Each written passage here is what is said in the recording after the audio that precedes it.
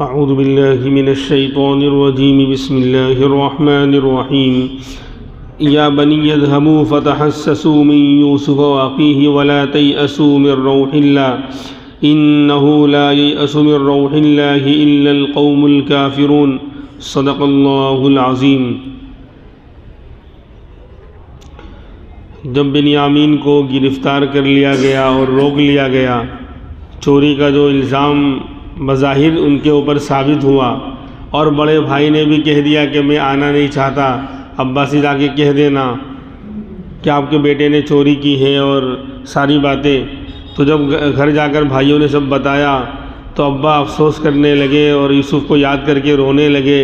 اور ان کی آنکھیں جو ہے رو رو کر بالکل سفید ہو چکی تھی اور بینائی بھی ختم ہو چکی تھی۔ تو آخر میں حضرت یعقوب علیہ السلام نے یہی کہا تھا کہ میں اپنی شکایت، اپنے غم اور درد کی اور غم کی شکایت اللہ ہی سے کرتا ہوں، اور مجھے اللہ کی طرف سے وہ علم، وہ باتیں معلوم ہیں جو تم نہیں جانتے ہو۔ اب آگے جو ہے ان کے دل میں یہ داعیہ پیدا ہو رہا ہے کہ اب کہہ رہے ہیں کہ جاؤ اب تلاش کرو یوسف علیہ السلام کو اور ان کے بھائی کو۔ اب تک نہیں آیا تھا،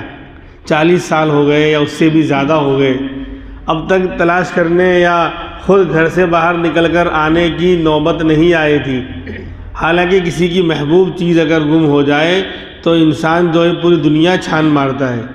ایک ایک چپا، ایک ایک کونا کونا وہ تلاش کر ڈالتا ہے۔ لیکن یعقوب علیہ السلام گھر سے باہر ہی نہیں آئے، کنویں کے پاس بھی نہیں گئے، اور پھر مصر بھی نہیں آئے، یعنی کہیں اور تلاش کرنے بھی نہیں گئے۔ اصل میں وجہ یہ ہوتی ہے کہ جو مقدرات میں جو چیزیں ہوتی ہیں اللہ کی طرف سے، جب کسی کا بچھڑنا یا گم ہونا لکھ دیا جاتا ہے تو بندے کے لیے اس کا تلاش نہ کرنا بھی لکھ دیا جاتا ہے، یعنی توجہ بھی نہیں رہتی، انسان بھول جاتا ہے یا بھلا دیا جاتا ہے۔ اور جب مقدر میں اور قسمت میں یہ ہوتا ہے کہ یہ چیز مل جائے گی، یہ کام ہو جائے گا، تو اس کے اسباب بھی اب بنتے چلے جاتے ہیں، اسباب بھی بندہ اختیار کرنے لگتا ہے۔ جب تک بیمار تھا توجہ نہیں دے رہا تھا تو بیمار رہا، پریشان رہا، برابر دھیان نہیں دیا، لیکن جب اللہ کی طرف سے وہ پیریڈ گزر گیا کہ ہم اس کو 2 مہینہ بیمار رکھنا چاہتے ہیں، ہمارا امتحان ہے، تو آپ 2 مہینہ گزرتے وقت آپ اسباب بھی جو ہے اختیار کرنے لگا کہ فلاں ڈاکٹر کی دوا سوٹ کر گئی، سوٹ نہیں کر گئی، اللہ نے سیٹ کر دی، اللہ نے لکھ دیا تھا کہ آپ اس کی دوا لے گا تو فائدہ ہو جائے گا۔ جیسے شفا کا ملنا مقدر میں تھا تو اس کے اسباب کا، دوا کا اختیار کرنا اور فلاں ڈاکٹر کے پاس جانا وہ بھی لکھا ہوا تھا کہ اس کے پاس جائے گا اور اس سے علاج کرائے گا تو شفا پائے گا۔ ایسے ہی اب جب گھڑیاں امتحان کی اب پوری ہونے جا رہی ہیں، اتنا لمبا زمانہ گزر گیا آزمائش کا، تو اب جو ہے اللہ کی طرف سے دل میں بات ڈالی جا رہی ہے اور اسباب پیدا کیے جا رہے ہیں کہ اب بھائیوں کو آرڈر دے رہے ہیں کہ جاؤ تلاش کرو۔ اب تک داعیہ پیدا نہیں ہوا تلاش کرنے کا، کیونکہ اب تک اللہ کو ملوانا ہی نہیں تھا، بلانا تھا اور اسی غم میں باقی رکھنا تھا، امتحان تھا۔ اور امتحان کی وجہ بھی لکھی ہے، علامہ قرطبی رحمۃ اللہ علیہ نے تفسیر قرطبی میں لکھا ہے کہ ایک مرتبہ یعقوب علیہ السلام تہجد پڑھ رہے تھے، جب یوسف علیہ السلام چھوٹے تھے اور یہ سو رہے ہیں، اور ابا جو تہجد پڑھ رہے تھے رات میں کہ ان کی خراٹے کی آواز آئی۔ سونے میں بچہ بھی کبھی کبھی خراٹا لے لیتا ہے، تو اب نگاہ ان کی طرف اٹھ گئی، توجہ ان کی طرف چلی گئی، پھر نماز میں مشغول ہے، پھر ایک آدھ مرتبہ بچے نے خراٹا لیا، پھر اس کی طرف دیکھنے لگے۔ تو اللہ نے فرشتوں سے کہا کہ یہ میرا مقبول بندہ ہے، نبی ہے، پیغمبر ہے، اور مجھے یاد کرنے کھڑا ہوا ہے، اور اس کی نگاہ اور توجہ میرے غیر کی طرف گئی، نماز میں میری یاد میں توجہ کہیں اور گئی، تو میں اسے آزمائش میں مبتلا کروں گا۔ میرے فرشتوں، میرے جلال کی قسم، میں اس کو آزمائش میں مبتلا کروں گا کہ اس کی جن آنکھوں سے انہوں نے نگاہ اٹھائی تھی اور توجہ ہٹائی تھی، ان دونوں آنکھوں کو میں لے لوں گا، اس کی روشنی، بینائی ختم کر دوں گا، اور جس کی طرف محبت میں دیکھ رہے تھے اس بیٹے کو بھی ان سے جدا کر دوں گا۔ تو یہ امتحان کا ذریعہ بنا۔ یہ واقعہ لکھا ہے تفسیر قرطبی کے اندر کہ یہ واقعہ اللہ کی طرف سے آزمائش اور امتحان کا ذریعہ بنا، جو 40 سال سے زیادہ کا عرصہ گزر گیا اور باپ بیٹے کی جدائی ہے اور باپ رو رو کر جو ہے اپنے آپ کو بالکل نڈھال کر چکا ہے، آنکھوں کی بینائی جا چکی ہیں، نابینا ہو چکے ہیں۔ تو یہ امتحان تھا۔ اسی لیے حدیث پاک میں آتا ہے کہ نگاہیں جو نگاہ ادھر ادھر متوجہ کرتا ہے نماز میں، تو شیطان نے اس کو اچک لے لیا اپنے یعنی جھانسے کے اندر اور شکنجے میں۔ اب وہ شیطان کا گویا کہ کھلونا بن گیا، شیطان اس سے کھیل رہا ہے، اس کو اچک لیا شیطان نے۔ اور نماز میں آسمان کی طرف نگاہ اٹھانا تو بہت خطرناک وعید ہے۔ بہت عاجزی اور مسکنت اور تواضع کے ساتھ اور خشوع و خضوع کے ساتھ اس رب العالمین کے دربار میں کھڑے ہونا چاہیے۔ دھیان ہی نہیں آتا، کتنی ہزاروں نمازیں ہماری ایسی گزر جاتی ہیں کہ وہ یاد ہی نہیں آتا جس کے لیے نماز پڑھی ہے، اور اس کی عظیم الشان قدرت اور طاقت کا استحضار اور یقین بھی نہیں آتا کہ ایک مرتبہ یقین آ جاوے تو نماز میں جان پڑ جائے۔ اس لیے کہ فرمایا لَيَنْتَهِيَنَّ أَقْوَامٌ عَنْ رَفْعِهِمْ أَبْصَارَهُمْ إِلَى السَّمَاءِ أَوْ لَتُخْطَفَنَّ أَبْصَارُهُمْ أَوْ كَمَا قَالَ صلی اللہ علیہ وسلم۔ ہرگز لوگ نماز میں اپنی نگاہوں کو آسمان کی طرف اٹھانے سے بچیں، پرہیز کرنے، ورنہ نگاہیں اٹھا لی جائیں گی، اچک لی جائیں گی، یعنی ان کی بینائی چھین لی جائے گی، آنکھیں ہی نکال لی جائیں گی۔ اتنی خطرناک وعید ہے، اللہ ہمیں اس سے بچنے کی توفیق عطا فرمائے۔ خیر، تو یہ امتحان کا سبب بنا تھا یہ واقعہ۔ خیر، تو اب چونکہ اب جو ہے امتحان کا زمانہ پورا ہونے جا رہا ہے، اللہ نے جو بھی لکھا تھا مقدر میں وہ پورا ہونے جا رہا ہے، تو اب جو ہے اللہ کی طرف سے اسباب بھی جو ہے یاد کرائے جا رہے ہیں، اسباب تلاش کرنے کے اسباب بھی جو ہے سجھائے جا رہے ہیں اور دل میں ڈالے جا رہے ہیں۔ تو اب کہہ رہے ہیں یا بنی اذھبوا فتحسسوا من یوسف، اے میرے بیٹے جاؤ، فتحسسوا تم تلاش کرو، من یوسف علیہ السلام کو، وہ آخی اور ان کے بھائی بنیامین کو، جاؤ تلاش کرو۔ اب تک دل میں نہیں آیا تھا، لیکن اب جب چونکہ مقدر میں اب یہ طے ہو رہا ہے آگے کہ اب یہ جلد ملنے والے ہیں، تو ملنے اور کے اسباب یعنی تلاش کرنا وغیرہ کا خیال بھی دل میں آ رہا ہے اور اس کا حکم دے رہے ہیں۔ اب تک نہیں اللہ کو ملوانا تھا، تب تک خیال بھی نہیں آیا۔ ایسا ہوتا ہے کہ اللہ کی طرف سے ہی جو ہے جب کوئی کام بننا ہوتا ہے نا، اللہ فرماتے ہیں کہ تو پھر میں اس کے اسباب کو کیا کہتے ہیں بناتا چلا جاتا ہوں۔ بولے بس سبب بن گیا اور ہو گیا کام، بندہ کہتا ہے کہ میں نے کیا ہے، لیکن اللہ اسباب مہیا کرتے جاتے ہیں اور کام بنتا چلا جاتا ہے، اور جب نہیں بننا ہوتا ہے تو اسباب ہو کر بھی نہیں بنتے ہیں، کام بگڑ جاتے ہیں۔ خیر، تو فرمایا کہ جاؤ یوسف اور اس کے بھائی کو تلاش کرو، وَلَا تَيْأَسُوا مِن رَوْحِ اللَّهِ، اور اللہ کی رحمت سے نا امید مت ہونا، اللہ کی رحمت سے نا امید مت ہونا۔ اصل میں وجہ یہی ہے، اب بھی یقین ہے یوسف علیہ السلام، بھائی بنیامین کا تو پتہ ہے کہ عزیز مصر کے بادشاہ نے جو ہے ان کو قید کر لیا ہے، پکڑ لیا ہے۔ حضرت یوسف نے قید نہیں کیا، ان کو کیا معلوم، مصر کے بادشاہ نے جو ہے عزیز مصر نے بنیامین کو پکڑ لیا ہے چوری کے الزام میں۔ لیکن یوسف علیہ السلام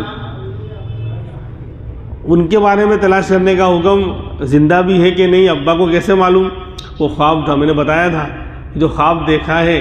تو نبی کو معلوم ہے کہ خواب سچا ہے، اور سچی خواب کی جب تک تعبیر دنیا میں وجود میں نہیں آئے گی، یوسف علیہ السلام کا انتقال ہو ہی نہیں سکتا۔ تو میرے بیٹے یوسف زندہ ہیں، کیونکہ ابھی 11 ستارے اور چاند اور سورج کو انہیں سجدہ کرنا ہے، ان کا ایک مقام ہوگا، اور 11 بھائی اور والد اور والدہ جو ہیں وہ ان کے سامنے آئیں گے۔ یہ صورتحال اور یہ جو ہے خواب کی تعبیر ابھی دنیا میں باقی ہے پوری ہونے سے، اس لیے ابھی جو ہے وہ زندہ ہے، تو کہا کہ جاؤ تلاش کرو، اور اللہ کی رحمت سے نا امید مت ہونا۔ انہ لا یأس من روح اللہ الا القوم الکافرون، کہ اللہ کی رحمت سے نا امید تو کافر لوگ ہی ہوا کرتے ہیں، جو اللہ کو نہیں مانتے، اللہ کو نہیں پہچانتے، جن کو اللہ کا یقین نہیں، اللہ کی ذات و صفات کا اور طاقت کا یقین نہیں، وہ لوگ نا امید ہوتے ہیں۔ نا امیدی کفر ہے، اس لیے اللہ کی رحمت سے نا امید مت ہو، تلاش کرو۔ اور ایک خط لکھ کر دیا، روایتوں میں ہے کہ جب یہ بھائی اب ان کو بھیج رہے ہیں تو یہ تیسرا سفر ہو رہا ہے، اب جب جا رہے ہیں تو اب چونکہ پونجی اور سرمایہ واپس تو آیا نہیں ہے اور کاروبار تو چل نہیں رہا ہے، تو اب بہت گھٹیا اور نکمی اور معمولی یعنی کھوٹے سکے جو مجبوری میں کوئی چلا لے تو چلا لے کہ پھٹیلی نوٹ جسے لوگ مسجد میں دے جاتے ہیں نا، ایک طرف سے دیکھو تو 20 کی نظر آ رہی ہے، اس طرف سے دیکھو تو 50 کی نظر آ رہی ہے، کچھ سمجھ میں نہیں آ رہا کون سی ہے، اس طرح جڑی ہوئی ہے کہ مری بکری اللہ کے نام کہ جھیلیں مسجد والے مدرسے والے. ایسا نہیں ہونا چاہیے. خیر ایسا نہیں ہے کہ سب ایسا کرتے ہیں، کچھ کبھی ایسا ایک دو ایسا واقعہ پیش آ جاتا ہے کہ جو کہیں نہیں چل رہی تھی وہ چندے میں ڈال دی، اب یہ لوگ جھیلیں. تو اب نکمی پونجی ان کے پاس ہے کیونکہ کاروبار تو تھا ہی نہیں، پیسے تھے نہیں، یا گھر کا کچھ سامان ٹوٹا پھوٹا لے کر اس کے ذریعے جو ہے اب جائیں گے غلہ خریدنے. ابا یعنی تلاش بھی کرنا ہے، بھائی کو لانا بھی ہے، بھائی کو لانا ہے بادشاہ سے جو ہے ریکویسٹ اور درخواست کر کے نرمی کے ساتھ بات کر کے، اور حضرت یوسف کو تلاش کرنا ہے، اور تیسرا غلہ بھی لانا ہے، اناج بھی لانا ہے جب جا رہے ہیں تو. اب خط لکھ کر دیا یعقوب علیہ السلام نے عزیز مصر کو، یعنی یوسف علیہ السلام کو، یعنی اپنے بیٹے کو. ان کو نہیں معلوم کہ من یعقوب صفی اللہ بن اسحاق اور بن ابراہیم، کہ اللہ کے بندے یعقوب صفی اللہ کی طرف سے جو بیٹے ہیں اسحاق نبی اللہ کے، اللہ کے نبی کے، اور وہ بیٹے ہیں ابراہیم خلیل اللہ کے، ان کی طرف سے عزیز مصر کے نام خط. پھر یہ لکھا کہ ہمارا خاندان ہمیشہ آزمائش اور امتحان کے اندر پیش رہا ہے. چنانچہ ہمارے دادا ابراہیم علیہ السلام نے نمرود کی آگ میں جو ہے ان کو ڈالا گیا اور وہ آزمائش کا شکار، انہوں نے امتحان کو پاس کیا. اور ہمارے والد اسحاق علیہ السلام کو بھی سخت آزمائشوں میں رکھا گیا، اور خود مجھے یعقوب مجھے بھی جو ہے آزمائش میں ڈالا گیا کہ میرا پیارا بیٹا مجھ سے جو ہے جدا ہو گیا، اور جس کی جدائی میں روتے روتے میری آنکھیں چلی گئی ہیں، اور اس کا چھوٹا بھائی بھی آپ کے یہاں آپ نے اس کو گرفتار کر لیا ہے. آپ کو معلوم ہونا چاہیے کہ ہم نبوت کے خاندان کے لوگ ہیں، ہمارے یہاں چوری کا دور دور تک تصور نہیں، تو میرا بیٹا بنیامین چوری نہیں کر سکتا، لہذا آپ اس پر غور کریں. فقط والسلام.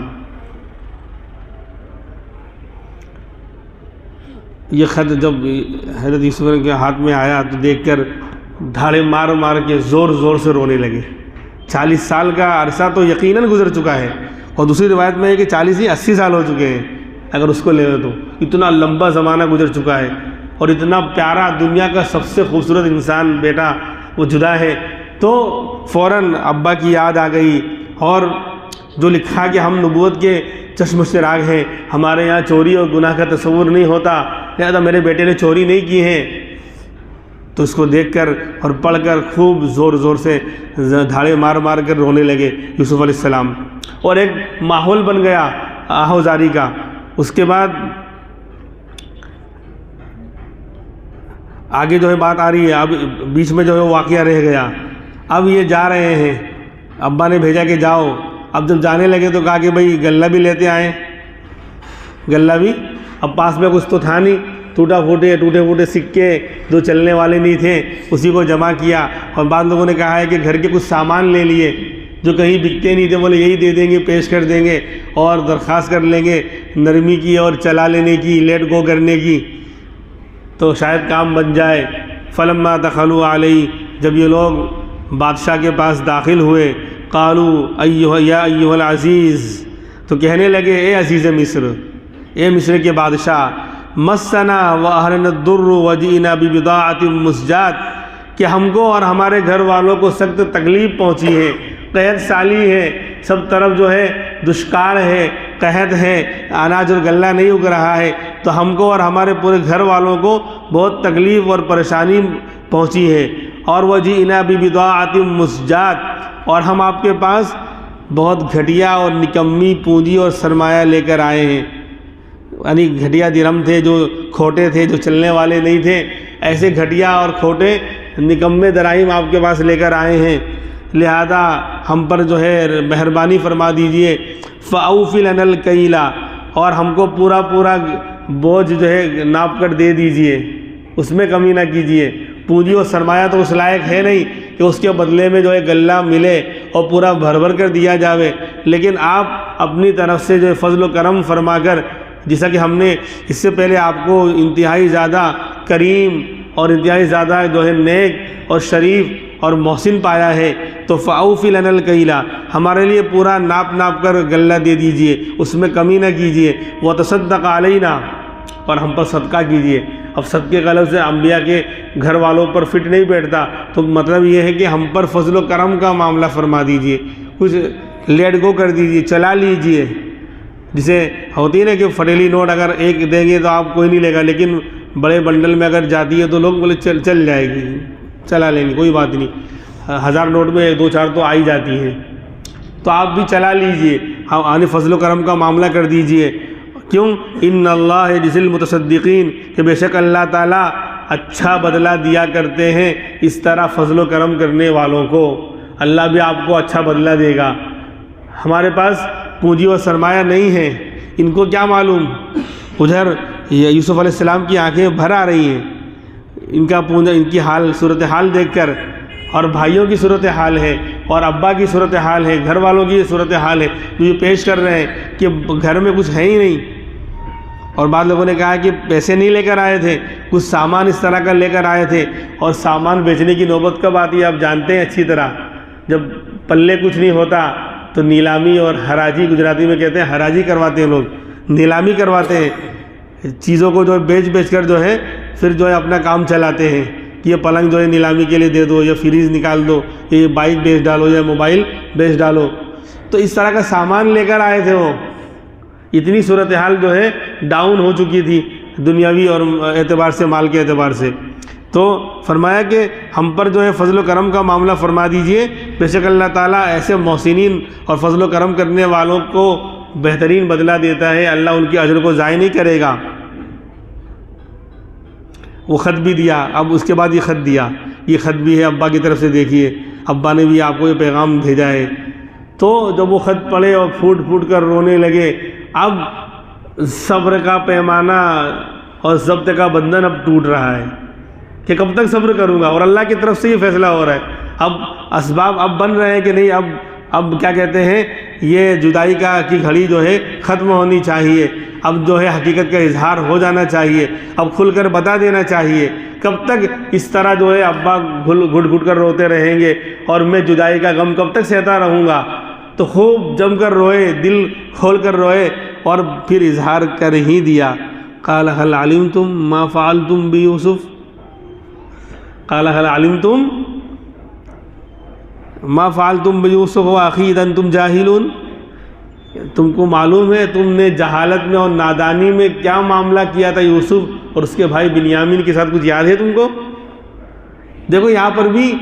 اتنے بڑے بڑے قصور انہوں نے کیے تھے کہ ایک اجنبی کے ساتھ اور ایک انسان کے ساتھ کوئی انسان اس طرح کا معاملہ نہیں کر سکتا، اور سگے بھائی کے ساتھ یہ معاملہ کیا گیا، لیکن کہہ رہے تم نے نادانی میں کیا ہے، یعنی نادانی کا لفظ ڈال کر ان کے گناہ کو ہلکا کر رہے ہیں تاکہ وہ بہت زیادہ شرمندہ نہ ہوں۔ بھئی جان بوجھ کے کرنا وہ زیادہ خطرناک ہوتا ہے، اور نادانی میں تو ہلکا ہو جائے گا نا معاملہ۔ تو یہ کہہ رہے ہیں کہ تم کو معلوم ہے تم نے نادانی میں یعنی جہالت کے زمانے میں کیا معاملہ اور کیا کرتوت انجام دیا تھا یوسف علیہ السلام اور ان کے بھائی کے ساتھ، تم کو معلوم ہے؟ اب یوسف کا نام عزیز مصر کی زبان سے سنا تو اب ان کو بھی شک ہو گیا کہ یوسف کی بات ہی نہیں ہو رہی یہاں پر، ان کو یوسف کیسے یاد آ گئے، اور اس کے پیچھے کی ہسٹری اور واقعہ بھی یاد ہے۔ ہم سے پوچھ رہے ہیں کہ تم نے نادانی میں یوسف اور ان کے بھائی کے ساتھ کیا معاملہ کیا ہے، کیا عمل انجام دیا ہے ظلم و ستم کا، یہ سوال کر لیا۔ جبکہ تم جاہل تھے یعنی نادانی میں، تو اب بھائی لوگ جو ہے ان کو ڈاؤٹ ہو گیا، اور ان کا شک جو ہے اب دھیرے دھیرے یقین کی طرف بڑھ رہا ہے، تو کہنے لگے قالوا اینک لانت یوسف،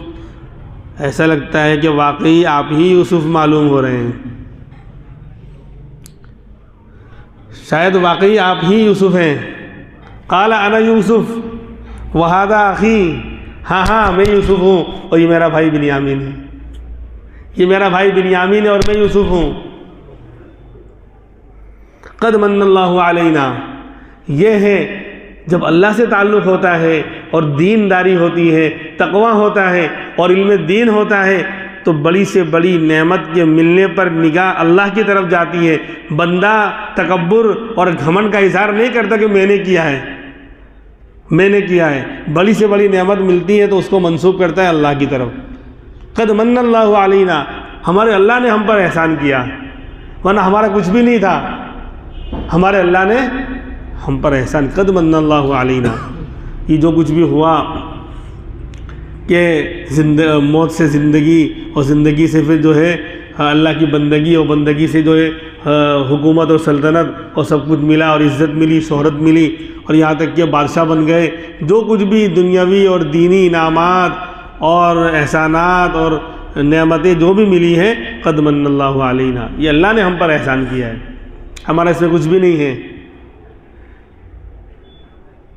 ہمارا اس میں کچھ بھی نہیں ہے۔ اِنَّهُ مَن يَتَّقِ وَيَصْبِرْ، حضرت سلیمان علیہ السلام کے بارے میں آتا ہے کہ اللہ نے ہر چیز پہ حکومت دی تھی، ہوا پر حکومت، پرندوں پر اور جناتوں پر، تو ایسی حکومت کسی کو نہیں ملی۔ رب هب لي ملكا لا ينبغي لأحد من بعدي، اللہ مجھ کو ایسی حکومت دے کہ میرے بعد کسی کو نہ ملی ہو۔ اللہ نے دعا قبول کی تو نبی ہونے کے ساتھ ساتھ سلطنت اور حکومت بھی دی اللہ نے، اور ایسی حکومت کسی کو نہیں ملی۔ دنیا کے بادشاہ تو آئے لیکن ہواؤں پر اور ہر چیز پہ حکومت کریں، یہ صرف سلیمان علیہ السلام کی ذات آئی۔ تو ان کا حال یہ تھا کہ ہوا پر اللہ نے حکومت دے رکھی تھی، ہوا کو حکم دیتے لے کر چل، کس کو کہ پورا یعنی کرسی، پوری قالین بچھائی جاتی، اس پر جو ہے کرسیاں لگائی جاتی، ان کے اراکین سلطنت بیٹھتے، پارلیمنٹ کے لوگ، آپ بھی جلوہ افروز ہوتے، پھر کہتے ہیں ہوا کو لے کے چل، غدوہا شہر ورواہا شہر، ہوا جو ہے ان کو صبح سے دوپہر تک اتنی دور لے کر جاتی اڑا کر کہ جتنے میں تیز رفتار گھوڑا ایک مہینے میں پہنچے گا۔ تیز رفتار گھوڑا چلتا رہے تو ایک مہینے میں جہاں تک پہنچے گا، چند گھنٹوں میں صبح سے لے کے دوپہر سے پہلے تک ہوا وہاں تک لے کے چلی جاتی اڑا کر، اتنی تیز رفتار۔ غدو ہوا، ان کا صبح کا چلنا ایک مہینے کے برابر ہوتا تھا ہوا کا، وہ روا ہوا شہر، اور شام کا واپس لوٹنا بھی ایک مہینے کی مسافت کے برابر ہوتا تھا۔ تو جہاں جانا ہوتا ہوا اڑا کر لے جاتی، اور پورے اس سفر کے دوران اللہ کے پیغمبر کے بارے میں لکھا ہے، سلیمان علیہ السلام کے بارے میں، وہ سر جھکا کر بیٹھے رہتے، نگاہ اٹھا کر نہیں دیکھتے، اور اللہ کا شکر کرتے رہتے۔ اللہم لک الحمد کلہ ولک الشکر کلہ والیک یرجع الامر کلہ، اللہم لا احصی ثناء علیک انت کما اثنیت علی نفسک، اے اللہ تمام تعریف تیرے لیے ہے، شکر تیرے لیے ہے، اے اللہ سارا معاملہ تیری طرف لوٹتا ہے، اے اللہ میں تیری شان کے مطابق تیری حمد و ثنا نہیں کر سکتا، لیکن ٹوٹی پھوٹی جو بھی کر رہا ہوں تو قبول فرما۔ تو یہ نہیں ہمارے ساتھ دیکھا میرا تخت کیسا اڑ رہا ہے، دنیا والوں ارے فوٹو تو لو، کل اخبار میں سب اخبار میں آنا چاہیے۔ آج کیا ہو رہا ہے؟ حد ہو گئی، حد مت ماری گئی، شیطان نے غفلت کی چادر ایسی اڑا دی ہے ہم لوگوں پر کہ ہر چیز کا ویڈیو، ہر چیز کا موبائل سے فوٹو لے رہے ہیں، سیلفی لے رہے ہیں، ہے کیا؟ یعنی اخلاص کا وہ ستیہ ناش ہو چکا۔ طواف کر رہے تو فوٹو لے رہے ہیں، کیا مطلب ہے؟ لیکن ورنہ بیت اللہ سے ہاتھ نکلتا اور ایک زوردار کھینچ کے لگاتا کہ کار کا سننا ہی بند ہو جاتا۔ اللہ کے لیے کوئی مشکل تھوڑی ہے۔ اللہ کے دربار میں آ کے دیکھو میں کیسے طواف کر رہا ہوں، تو کس کو دکھا رہا ہے؟ یعنی عبادت میں بھی جو ہے کھلم کھلا، ایک تو ریاکاری ہوئی، ایک تو کھلم کھلا ریاکاری کا اظہار ہو رہا ہے، اخلاص کا ستیہ ناش کر کے ریاکاری کا اظہار ہو رہا ہے۔ 10 روپے دے دیے فقیر کو تو اس کا فوٹو اتار رہے ہیں، وہ بیچارہ شرم کے مارے ڈوب مر رہے ہیں۔ بہت سے لوگ لینے نہیں آتے، جن کی غیرت ہوتی ہے کہ حالات نے ان کو جو ہے غربت کا شکار کر دیا، لیکن ان کی غیرت سب کے سامنے آ کر فوٹو اتروا کر اور ویڈیو اتار کر جو ہے لینے پر ان کو ان کی غیرت یعنی آمادہ نہیں کرتی، بھوکے مر جاتے ہیں، فاقہ گزار لیتے ہیں، لیکن لینے نہیں آتے بہت سے لوگ۔ خیر، تو اللہ کے میں نے اس لیے سنایا کہ دیکھو پیغمبر کا حال یہ ہوتا ہے، وہ پورے سفر میں جو ہے سر جھکائے رہتے اور اللہ کی حمد و ثنا میں لگے رہتے، یعنی یہ بتاتے ہیں کہ میرا اس میں کچھ بھی نہیں ہے، یہ میرے رب کا کرم ہے، یہ میرے رب کا کرم ہے کہ اس نے مجھے یہ ہواؤں پر حکومت دی۔ ایسے اللہ کے پیغمبر یوسف علیہ السلام کا حال یہی ہے، جب بھائی لوگ آج سامنے جو ہے گویا نیچے ہیں اور حضرت اوپر ہیں، اللہ نے آج عزت کے مقام پہ ان کو پہنچا دیا، اور بھائی بظاہر جو ہے رسوا اور ذلیل ہو رہے ہیں، ندامت ان کے حصے میں آئی ہے، آج وہ شرمندہ ہیں، افسوس کر رہے ہیں، تو کہہ دیا قد من اللہ علینا، کہ بے شک اللہ نے ہم پر یہ احسان کیا ہے، ہمارے اندر کچھ بھی نہیں تھا، لیکن جو خوبیاں جو صفات بندے کو اختیار کرنی چاہیے اس کی طرف اشارہ کیا کہ یہ مقام اللہ نے، احسان اللہ کا ہے، لیکن اللہ نے کیوں کیا؟ انہ من یتقی ویصبر، دیکھو اللہ کی کسی سے رشتہ داری نہیں ہے، آپ یہ نہیں کہہ سکتے کہ وہ تو نبیوں کے ساتھ معاملہ ہوا اب نہیں ہوگا، ارے نبیوں میں جو خوبیاں تھیں کیوں اللہ نے ان کے ساتھ عزت کا اور اچھائی کا معاملہ کیا؟ تو فرمایا کہ دو صفت جس کے اندر پیدا ہو جائیں گی، اللہ کا معاملہ اس کے ساتھ بھی قیامت تک یہی ہوگا جو انبیاء کے ساتھ اور میرے ساتھ ہوا، وہ دو باتیں ہمیں اپنے اندر پیدا کرنے کی ضرورت ہے۔ انہ من یتقی ویصبر، کہ بے شک جو تقوی اختیار کرے گا، اللہ سے ڈرے گا، اللہ سے تقوی کا مطلب یہی ہے کہ کرنے والے کاموں کو کرنا اور گناہوں سے بچنا، نہ کرنے والے کاموں سے رکنا اور اللہ سے ڈرتے رہنا، یہ ہے تقوی، سمجھے؟ جس کو اللہ نے کرنے کو ہے اس کو کرنا، اور جس سے منع کیا ہے اس سے رک جانا، اس میں سارے گناہ گئے، چھوٹے بھی بڑے بھی سب، تو یہ تقوی ہے، یہ متقی ہے۔ اور اللہ کا ڈر آئے گا جبھی تو بندہ ایسا کرے گا کہ اللہ کے کرنے، جب سیٹ کا پاور معلوم ہوتا ہے تو اس کے کرنے والے کام نوکر کرتا ہے، اور جس سے اس نے منع کیا وہ کام نہیں کرتا، اس سے بچتا ہے۔ آج اللہ کی طاقت کا ڈر نہیں اور اللہ کی طاقت کا خوف نہیں، تو اسی لیے تو اللہ کے حکم کو بندہ پورا نہیں کرتا، اور جس سے اللہ نے منع کیا ان گناہوں سے بچتا نہیں، اس کو چھوڑتا نہیں۔ تو فرمایا کہ انہ من یتقی، جو تقوی اختیار کرے گا، ویصبر، اور حالات اور مصیبتوں پر صبر کرے گا۔ صبر بہت بڑی چیز ہے، بندہ جس حال میں اللہ رکھے اس کہنا چاہیے اللہ کا شکر ہے۔ آج تکلیف ہو گئی، بیماری آ گئی، حالات ہیں، تو ہر حال میں لیکن کیا کہنا چاہیے؟ الحمدللہ کا شکر ہے، شکوہ نہیں، زبان پر شکوہ نہیں، زبان پر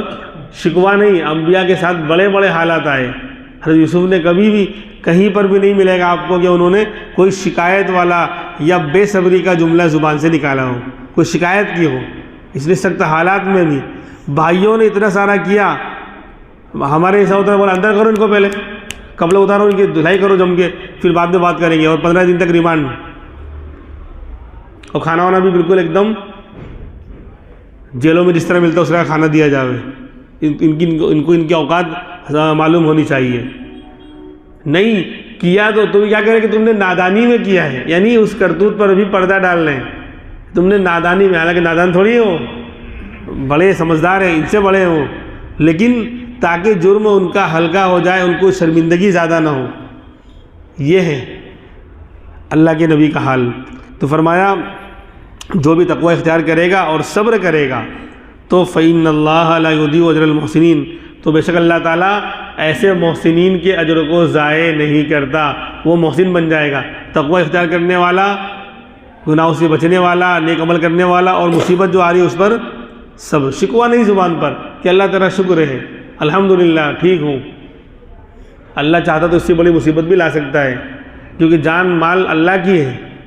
اور مالک کو اپنی مملوکہ چیز میں پورا اختیار، پورا کنٹرول ہوتا ہے۔ آپ کی بائک ہے، آپ چاہے اس کو کودائیں یا دیوار میں لے جا کے لڑائیں یا کسی طرح بھگائیں، کسی کو بولنے کا حق نہیں ہے۔ کوئی سمجھائے گا تو آپ کہیں بھائی ٹھیک ہے یار، آخر میں جب دیکھیں گے نہیں مان رہا تو کہے گا بھائی میری بائک ہے، میری چیز ہے، میں کسی بھی کروں، تو کون ہوتا ہے بولنے والا؟ میرا مکان ہے، میں کچھ جس طرح بھی اس کو بناؤں، جس طرح بھی اس کے اندر جو ہے ڈیکوریشن کروں اور اس کو یعنی ڈیولپ کروں، تم کون ہوتے ہو بولنے والے؟ تو اسی طرح بندے، ہماری جان، ہمارا مال، ہماری باڈی سب کس کی ہے؟ اللہ کی ہے۔ تو اللہ کو اختیار ہے۔ آج اللہ نے ایک بخار دے دیا تو اللہ اس سے بڑی مصیبت بھی تو دے سکتے تھے۔ چلو بخار پہ ہی جو ہے اللہ نے معاملہ نمٹا دیا تو اللہ تیرا شکر ہے الحمدللہ. یہ زبان پر آنا چاہیے. تو اللہ جو ہے اس کے نتیجے میں پھر جو ہے مصیبت کو ہٹا دیتے ہیں. خیر، تو فرمایا کہ جو محسن بنے گا اللہ اس کے اجر کو ضائع نہیں کرے گا. قالوا تاللہ لقد آثرک اللہ علینا وان کنا لخاطئین. بہرحال باقی باتیں انشاءاللہ آئندہ یہیں سے چلیں گے. اب بھائی لوگ اب ان کو کیا کہتے ہیں، پیروں تلے سے زمین کھسک رہی ہے اور ایک دم گھبرائے ہوئے ہیں، شرمندہ ہیں، نادم ہیں. اب ظاہر سی بات ہے کہ شرمندہ انسان کیا کرے گا؟ معافی مانگے گا اور جرم سزا سے بچنے کی کوشش کرے گا. تو وہی ہونے والا ہے. اور اللہ کے پیغمبر کا یعنی کیا کہتے ہیں عمل اور ان کی فراخ دلی، کشادہ دلی کہ اس کی مثال نہیں ملتی. آگے جو ہے وہ اعلان کرنے والے ہیں. اللہ تبارک و تعالی ہمارے اندر بھی یہ صفات اور یہ خوبیاں ہمارے اندر بھی اللہ پیدا فرمائے تاکہ زندگی کا مزہ آ جائے، دنیا اور آخرت ہماری سنور جائے. باقی باتیں انشاءاللہ آئندہ کل ہوں گی. سبحان اللہ و بحمدہ.